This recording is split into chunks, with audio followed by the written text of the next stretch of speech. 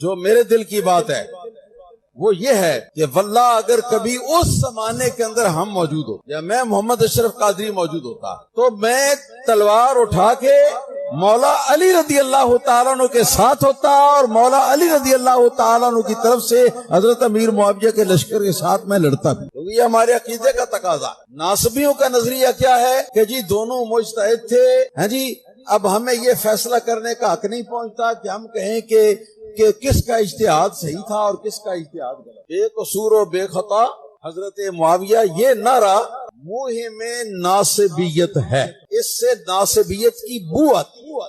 آج بھی آپ کسی سنی بریلوی دیوبندی اہل حدیث شیعہ سے پوچھ لیں کہ حضرت علی حق پہ تھے، ہاں جی حق پہ تھے، حق کا ساتھ دینا چاہیے، جی دینا چاہیے۔ پھر اس سے اگلا سوال کریں کہ حضرت علی کے زمانے میں اگر ہوتے تو آپ کس کی بیعت کرتے؟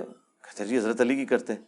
اور حضرت علی جب حکم دیتے کہ یہ میرے مخالفین کے خلاف تلوار اٹھاؤ تو تم کیا کہتے ہیں؟ میں نے تمہاری بات نہیں ماننی، تو بیعت ہی ٹوٹ جاتی، جاہلیت کی موت آپ مرتے، یہی ہونا تھا نا۔ تو انہوں نے کیا کہنا تھا؟ ہاں جی بالکل اٹھاتے۔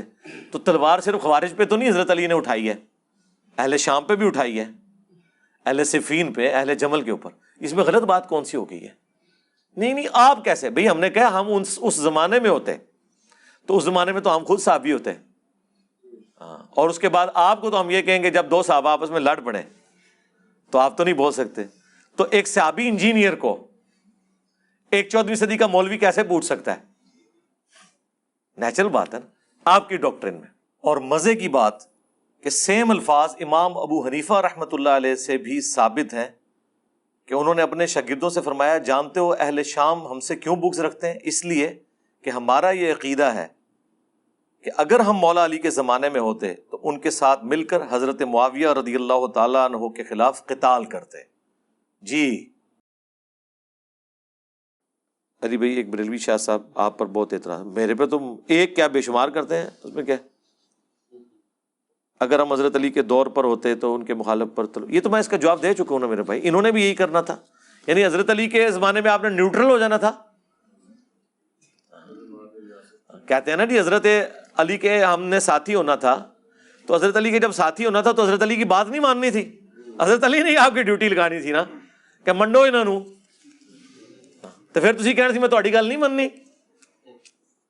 بالکل سمپل بات ہے جو ہم نے کی ہے، اس میں کون سی غلط بات ہے؟ ویسے تو آپ کہتے ہیں میں حضور کے زمانے میں ہوتا تو کبھی قدموں سے لپٹتا، تو کبھی تیری وہ چھڑی ہوتا، تو تیری میں جوتی ہوتا، تو میں مدینے کی ذرے ہوتا اور فلانا ہوتا، اگے بھی ٹورو نا، کچھ کرنا کچھ بھی نہیں سی، خالی نعرے مارنے سمجھے۔ تو یہ بات بالکل ٹھیک ہی ہے، اس میں کوئی غلط بات نہیں ہے، سمپل فارمولہ۔ لیکن یہ بات چبھی اس لیے ان کو، وہ کہتے ہیں اس کا دماغ کدھر گیا ہے، یہ بات ان کو چبھی ہے، ادروائز تو کوئی مسئلہ نہیں ہے۔ آج بھی آپ کسی سنی بریلوی دیوبندی اہل حدیث شیعہ سے پوچھ لیں کہ حضرت علی حق پہ تھے، ہاں جی حق پہ تھے، حق کا ساتھ دینا چاہیے، جی دینا چاہیے۔ پھر اس سے اگلا سوال کریں کہ حضرت علی کے زمانے میں اگر ہوتے تو آپ کس کی بیعت کرتے؟ کہتے جی حضرت علی کی کرتے۔ اور حضرت علی جب حکم دیتے کہ یہ میرے مخالفین کے خلاف تلوار اٹھاؤ تو تم کیا کہتے ہیں؟ میں نے تمہاری بات نہیں ماننی، تو بیعت ہی ٹوٹ جاتی، جاہلیت کی موت آپ مرتے، یہی ہونا تھا نا۔ تو انہوں نے کیا کہنا تھا؟ ہاں جی بالکل اٹھاتے۔ تو تلوار صرف خوارج پہ تو نہیں حضرت علی نے اٹھائی ہے، اہل شام پہ بھی اٹھائی ہے، اہل صفین پہ، اہل جمل کے اوپر۔ اس میں غلط بات کون سی ہو گئی ہے؟ نہیں آپ کیسے بھئی؟ ہم نے کہا ہم اس زمانے میں ہوتے تو اس زمانے میں تو ہم خود صحابی ہوتے، اور اس کے بعد آپ کو تو ہم یہ کہیں گے جب دو صحابہ آپس میں لڑ پڑے تو آپ تو نہیں بول سکتے۔ تو ایک صحابی انجینئر کو ایک 14ویں صدی کا مولوی کیسے پوچھ سکتا ہے؟ نیچرل بات ہے نا آپ کی ڈاکٹرن میں۔ اور مزے کی بات کہ سیم الفاظ امام ابو حنیفہ رحمۃ اللہ علیہ سے بھی ثابت ہیں کہ انہوں نے اپنے شاگردوں سے فرمایا، جانتے ہو اہل شام ہم سے کیوں بغض رکھتے ہیں؟ اس لیے کہ ہمارا یہ عقیدہ ہے کہ اگر ہم مولا علی کے زمانے میں ہوتے تو ان کے ساتھ مل کر حضرت معاویہ رضی اللہ تعالیٰ عنہ کے خلاف قتال کرتے۔ جی تو نبی اسلام نے جو کہا میرے اہل البیت کے ساتھ اس نے سلوک کرنا ہے، میں نے وہ پچھلے دنوں اس کے اوپر پوری ویڈیو ریکارڈ کرا دی ہے، تب یہ صاف کر دی ان کی۔ صحیح مسلم 7035 آف کیمرہ جواب دیں۔ نہیں جی میں نے آف کیمرہ وہی کہنا ہے جو ان کیمرہ کہنا ہے منافقین کے نام جب حضرت حذیفہ ابن یمان کو بتائے گئے تو عمار ابن یاسر کو بھی وہ نام نہیں پتا تھے. تو جو نام عمار ابن یاسر کو نہیں پتا وہ نام میں آپ کو کیسے بتا سکتا ہوں؟ تو رازدار رسول تھے نا حذیفہ ابن یمان، ان کو بتائے گئے. اور دوسرا یہ بھی یاد رکھیں، اگر کسی شخص کی موت دوبیلا پھوڑے سے ہوئی ہے، اس کا یہ مطلب نہیں کہ وہ منافق ہے. ہاں، ان منافقین کے بارے میں آیا کہ ان کی موت دوبیلا پھوڑے سے ہوگی، جو صحیح مسلم کی حدیث ہے. یہ نہیں ہے کہ جسے بھی دوبیلا پھوڑا نکلے وہ منافق ہے. اس کو یوں سمجھیں، نبی علیہ السلام نے بخاری مسلم میں خوارج کی نشانی بتائی کہ وہ سر منڈائیں گے. اب اس کا کیا مطلب ہے کہ جو سر منڈائے وہ خوارجی ہو جائے گا؟ نہیں، مولا علی بھی منڈواتے تھے. ابو داؤد میں حدیث ہے، مولا علی کہتے ہیں جب سے میں نے رسول اللہ سے سنا صلی اللہ علیہ وآلہ وسلم، سنن ابی داؤد کے اندر یہ حدیث موجود ہے کہ جس کا غسل میں کوئی بال بھی خشک رہ گیا تو اسے عذاب دیا جائے گا. تو میں نے اپنے سر کے ساتھ دشمنی کی اور سر کے بال منڈوا دیے. مولا علی کی محبت کی وجہ سے ہم خوارج سے نفرت رکھتے ہیں، لیکن جہاں تک سر منڈانے کا سوال ہے وہ مولا علی بھی منڈوا رہے ہیں اور خارجی بھی. لیکن یہ نشانی خوارج کی جو بیان کی، اس کا یہ مطلب قطعا نہیں ہے کہ جو بھی سر منڈائے گا اس کو خارجی کہہ دیا جائے گا. جسے بھی دوبیلا پھوڑا نکلے ضروری نہیں وہ منافق ہوگا. ٹھیک ہے. حذیفہ بن یمان کو نبی علیہ السلام نے فرمایا تھا جب فتنے ہوں گے تو آپ مسلمانوں کی جماعت یا امیر سے چمٹ جانا. جی جی بالکل یہی ہے نا جی. اور حضرت حذیفہ نے یہی نصیحت محمد بن حذیفہ اپنے بیٹے کو کی تھی.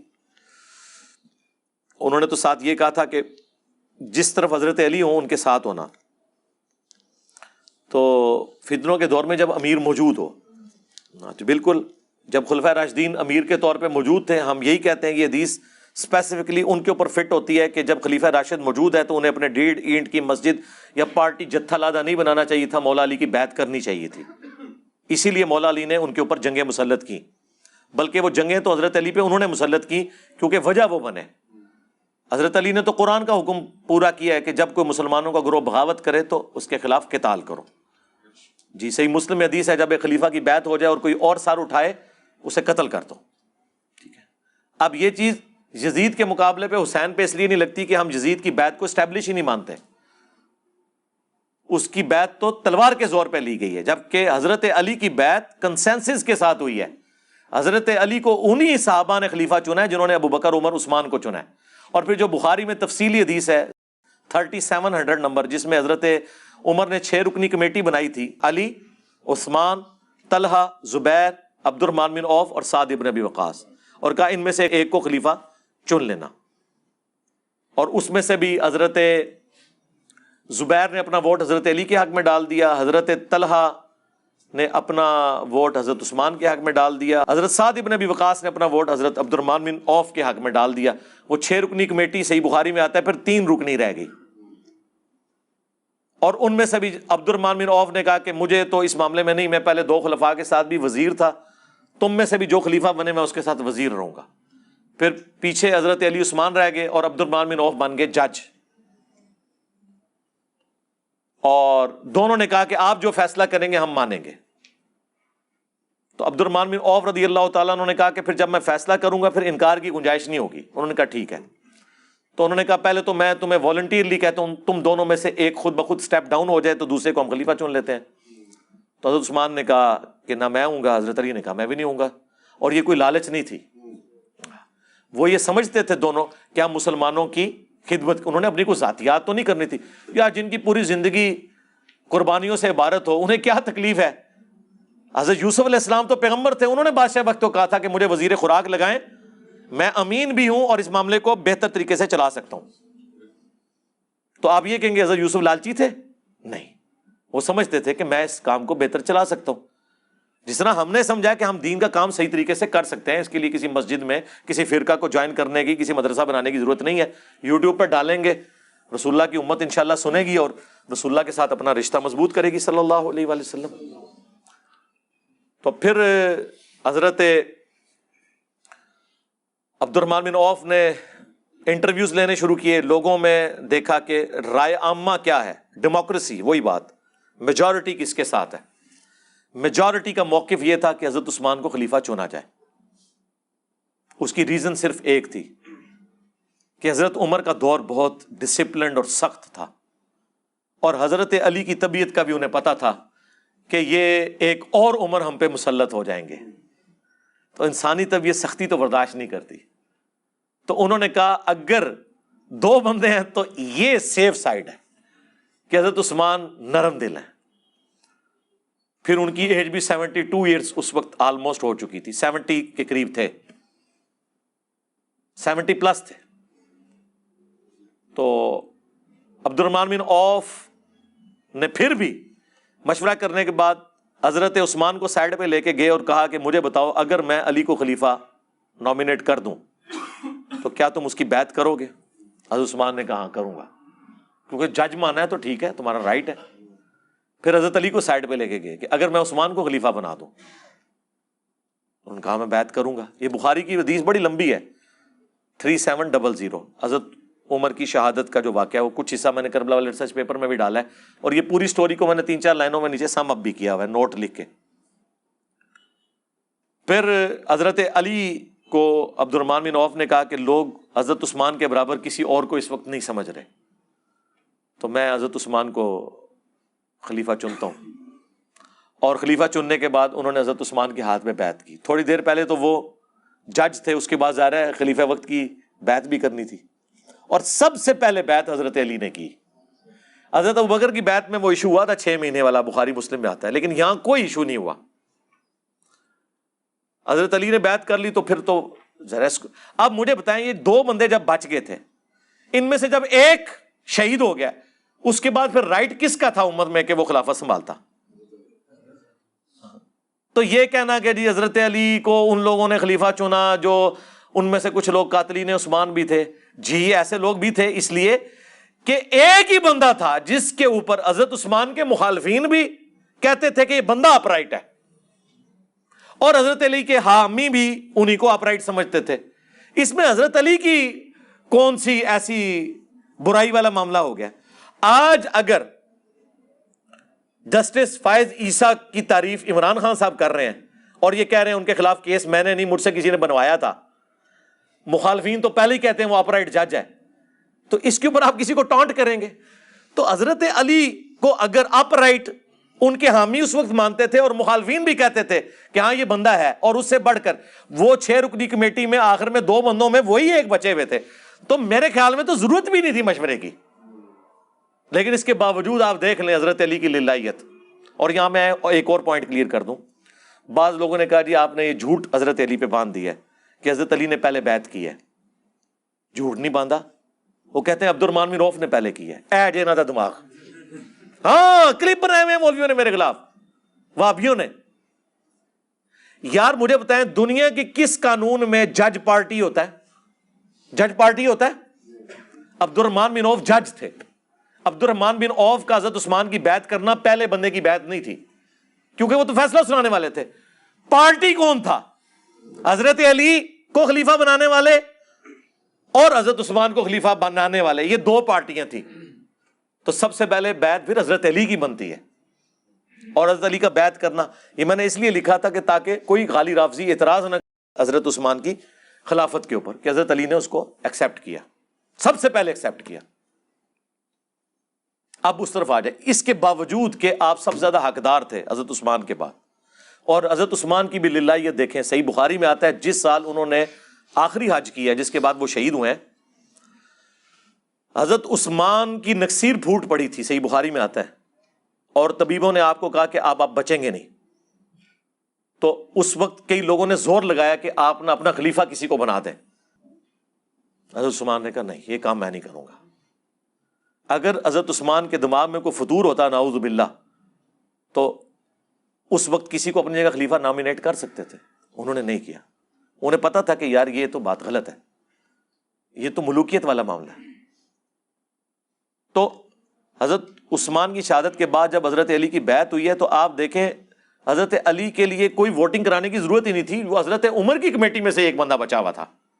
مجھے بتائیں حضرت عمر اگر قبر سے نکل آئے حضرت عثمان کے زمانے میں اور انہیں بتایا جائے کہ آپ کے بعد یہ 6 رکنی کمیٹی 2 میں رہ گئی تھی، ان میں سے یہ تیسرا ہے، تو وہ کہیں گے چوتھا تو پھر یہی ہونا چاہیے، اور تو کوئی نہیں بچا، کیونکہ وہ 3 تو پہلے ہی دستبردار ہو چکے ہیں. لیکن پھر بھی حضرت علی مسجد نبوی میں آئے. حضرت علی جیسی بیعت کسی خلیفہ کی نہیں ہوئی ہے، بند کمروں میں نہیں ہوئی بیعت. چند لوگوں نے نہیں چنا. حضرت علی نے مسجد نبوی میں آگے خطبہ دیا, انہوں نے کہا یہ خلافت کا بوجھ میرے اوپر ڈال رہے ہیں. یعنی میری زبان میں آپ سمجھیں کہ کام تے وگاڑ بیٹھے نے بنو امیہ دے گورنر, ان میرے گاٹے فٹ کر لگے جے. میں اس حق میں نہیں ہوں کہ اس بار کو اٹھاؤں. تم طلحہ زبیر ان میں سے کسی کو خلیفہ چن لو, کیونکہ عبد الرحمن بن عوف تو فوت ہو چکے تھے حضرت عثمان کے دور میں. سعد ابن ابی وقاص ویسے ہی کوئی انٹرسٹ نہیں رکھتے تھے, وہی ایک اس کمیٹی میں سے تھے. یا سعید ابن زید تھے, ان کو تو حضرت عمر نے بھی کمیٹی میں شامل نہیں کیا عشرہ مبشرہ میں سے, کیونکہ وہ بہنوئی تھے حضرت عمر کے. ان میں سے کسی ایک کو خلیفہ چن لو. میں تینوں خلفاء کے ساتھ وزیر رہا ہوں, میں اس کے ساتھ بھی وزیر رہوں گا. لوگوں نے کہا نہیں حضرت, خود حضرت طلحہ زبیر یہ کہہ رہے ہیں کہ آپ کے لیول کا اس وقت کوئی ہے نہیں ہے کہ جو امت کو سنبھال سکے, کیونکہ جو مخالفین ہیں نا حضرت عثمان کے, وہ بھی آپ کے علاوہ کسی کے اوپر راضی نہیں ہوں گے. اندازہ کریں ان دنوں میں الموطا امام مالک میں, مصنف عبد الرزاق میں ملتا ہے, جب عید کی نماز کا وقت آیا تو حضرت علی عید کی نماز پڑھانے کے لیے نکلے. حضرت عثمان کو تو نہیں وہ نکلنے دیتے تھے, مسجد میں بھی انہوں نے قبضہ کیا ہوا تھا. حضرت علی کے پیچھے نماز وہ پڑھ لیتے تھے. ظاہر حضرت علی کا ایک سٹیٹس بھی تھا نا اہل البیت ہونے کی وجہ سے, اور پھر وہ مخالفین بھی, ان میں سے کئی صحابہ بھی تھے, اصحاب شجرہ بھی تھے. بہرحال جو ایکٹیویٹی ہوئی وہ تو غلط کی, ہم تو اس میں حضرت عثمان کے ساتھ ہیں الحمدللہ. بہرحال حضرت علی نے اس وقت کہا کہ میں تینوں کے ساتھ رہوں, چوتھے کے ساتھ بھی رہوں گا. صاحب نے کہا نہیں حضرت آپ, لیکن ان کو پتہ نہیں تھا کہ کس بندے کو اپنے اوپر خلیفہ نامینیٹ کر رہے ہیں. Zero tolerance. یہ تو اسی طریقے سے کہ پاکستان کے سارے مدارس اور بورڈ انجینئر مدنی مرزا کے حوالے کر دیے جائیں, پھر میں ان کی ڈگریاں چیک کروں گا اور بتاؤں گا کہ کون ڈگری کا اہل ہے کون نہیں. جو قرآن و سنت کو مانتا ہی نہیں اس نے ڈگری لے کے کیا کرنا ہے. Zero tolerance. حضرت علی نے وہاں ایک جملہ بولا تھا جو تاریخ میں کوٹ کیا جاتا ہے. انہوں نے کہا تھا یا عدل ہوگا یا گوشہ نشینی ہوگی.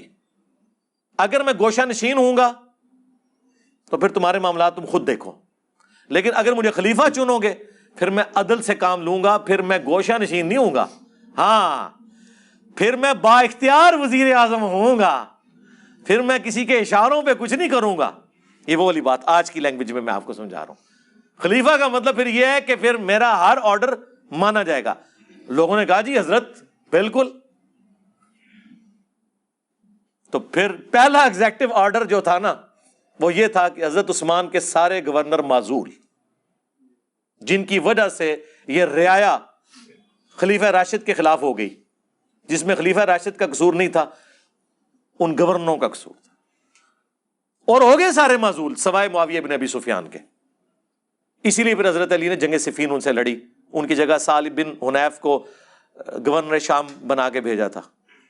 باقی سب کے سب معزول کیے, اور بدری صحابہ کو, سینئر اصحاب کو انہوں نے خلیفہ لگایا. انصار کو, جن کے بارے میں بخاری مسلم میں حدیث ہے, انصار میرے بعد اور لوگوں کو تم پر ترجیح دی جائے گی, صبر کرنا یہاں تک کہ حوض کوثر پہ آ کے مجھے ملنا.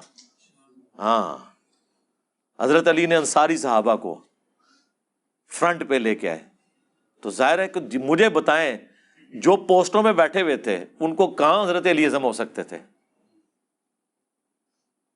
یا ایک پرائم منسٹر آ کے کوئی ایسی ایکٹیویٹی پرفارم کر دے کہ کسی 2 نمبر آدمی کو اس کی بڑی پوسٹ سے ہٹا دے تو اس وزیر اعظم کی اپنی کرسی جو ہے وہ خطرے میں پڑ جاتی ہے.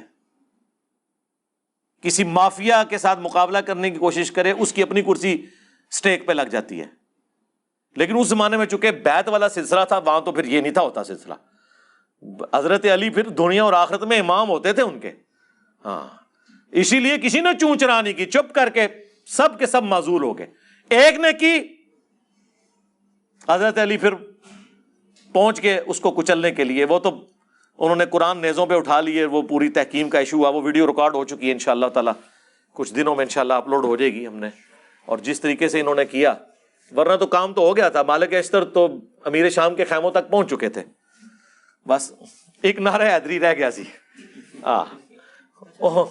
ٹھیک ہے. تو یہ اس طرح کے جو معاملات ہوتے ہیں نا میرے بھائی, وہ بات کہاں سے کہاں چلی تھی, میں پتہ نہیں کہاں سے کہاں چلا گیا. ہاں, تو یہ خلیفہ وقت جب موجود ہوتا ہے نا اس وقت ہے. ان جماعت سے مراد جماعت المسلمین کا امیر نہیں ہے، اس سے مراد ہے مسلمانوں کی امارت جس کے پاس بیعت کے ساتھ ہو اس کے ساتھ ہے۔ یہ پارٹیوں کے امیر، اس سے مراد نہ جماعت اسلامی کا امیر ہے، نہ تبلیغی جماعت کا امیر ہے، نہ جماعت المسلمین کا امیر ہے، نہ دعوت اسلامی کا امیر ہے، نہ پی ٹی آئی کا امیر ہے، نہ JUIF کا امیر ہے، نہ نون لیگ کا امیر ہے۔ اس سے مراد ہے مسلمانوں کا اوورآل جو اس وقت خلافت اسٹیبلش نہیں ہے۔ اور پھر بھی اگر کسی کو سمجھ نہیں آتی اور سمجھتا ہے کہ نہیں یہ لازمی ہے، تو ان سے پوچھیں کہ جب واقعی صحیح امیر اور خلیفہ دنیا میں موجود تھا، جن لوگوں نے ان کی بیعت نہیں کی ہے وہ جاہلیت کی موت نہیں مرے؟ ٹائم قیامت تک یہ جواب دینا۔ اور واقعی یہاں جتنے جماعت المسلمین والے آئے ہیں نا، وہ پھر میری کرامت ہے، میں کہا تسی مڑ کے انہیں تھے آنا ہی نہیں، پتھر ہو جاؤ گے کہ منو حکم چاہیے امیر شام دے بارے کہ جنہیں واقعی خلیفہ وقت دی بیعت نہیں کی تو وہ جاہلیت کی موت نہیں مرا۔ اور اگر وہ نہیں مرے نا اوریجنل خلیفہ کی بیعت نہ کر کے، تو تواڈے جعلی خلیفہ، تواڈے جعلی امیر، انہوں نے نہ مان کے اسی کوئی جاہلیت کی موت نہیں پہ مردے، جنہوں نے اوریجنل نو نہیں منیا۔ ٹھیک ہے، اور اس میں وہ ظہور احمد فیضی صاحب کی بات ایڈ کروں گا، انہوں نے بڑی پیاری بات کی، خود بریلوی عالم ہے، انہوں نے بریلویوں کو پھکی دی کہ تم لوگ کہتے ہو کہ جو شیخ عبد القادر جیلانی کا پاؤں اپنی گردن پہ نہ مانے وہ اللہ کا ولی نہیں ہے، جو ان کی بیعت کا پٹا اتار دے وہ اللہ کا ولی نہیں ہے، کیونکہ تمام اولیاء کی گردن پہ ان کا پاؤں ہے۔ جو انہوں نے کہانی بنائی ہوئی ہے وہ قصیدہ غوثیہ میں بھی لکھی ہوئی ہے، ہم تو نہیں مانتے۔ انہوں نے کہا کہ جو عبد القادر جیلانی کی بیعت نہ کرے، ان کا پاؤں اپنی گردن پہ نہ مانے، اس کو کہتے ہو کہ تمہاری گردن پہ خنزیر کا پاؤں اور تو مردود بارگاہ۔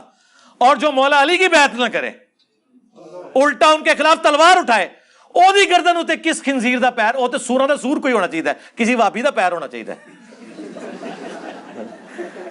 فیضی صاحب میں نے جواب ڈھونڈ لیا ہے، سور کا پیر ہوگا اس کی گردن پہ جو عبد القادر جیلانی کو پیر نہ مانے، اور جو عبد القادر جیلانی کے پیروں سارے پیروں کا پیر مولا علی ہے، جو اس کی بیعت نہ کرے اس کی گردن پہ وابی کا پاؤں، کیونکہ ہمارے بابا جی کہا کرتے تھے اس سوراں دے سور نے۔ کہنا انہاں بڑیاں دے اخلاص منگو تو بڑے بڑے لوگ گداواں نو خیر پا ہی دیں گے۔ چلو جی چلیے، او بھابیاں دی اذان اے تے کڑا دے اے تے سور دے سور چل چلیے۔